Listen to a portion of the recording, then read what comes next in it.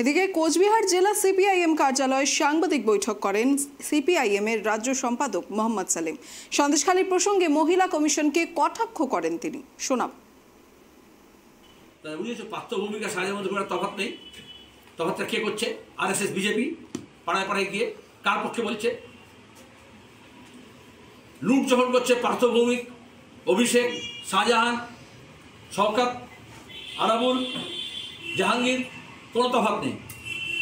লুটের বিরুদ্ধে মানুষ যখন একটা হচ্ছে তখনও কোনো তফাৎ নেই। তখন আরএসএস বলছে না এটা হিন্দু এটা মুসলমান। তোমাদের এখানে ভিডিও চলছে না? বাড়ি বাড়ি গিয়ে প্রচার করছে না? যত ভিডিও কার্টুন বানাচ্ছে সব হচ্ছে মাথায় টুপি আছে আর চেক লুঙ্গি দেওয়া আছে। That is RSS. তৃণমূলকে মমতাজ সাজিয়েছে, লোকে মমতার বিরুদ্ধে, বিজেপি ওটাকে মমতাজের বিরুদ্ধে করছে। This a huge difference between Mamata and Mumtaz.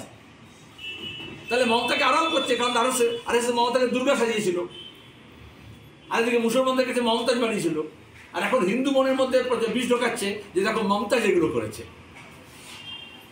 আমরা সরাসরি চোরকে চোর বলি, ধর্ষককে ধর্ষক বলি, খুনিকে খুনি বলি, দাঙ্গাবাজকে দাঙ্গাবাজ বলি।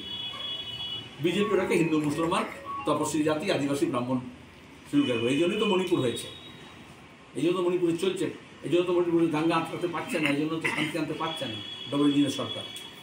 ধর্মের চরিত্র দেখতে হবে না, অপরাধীকে অপরাধী হিসেবে দেখতে হবে।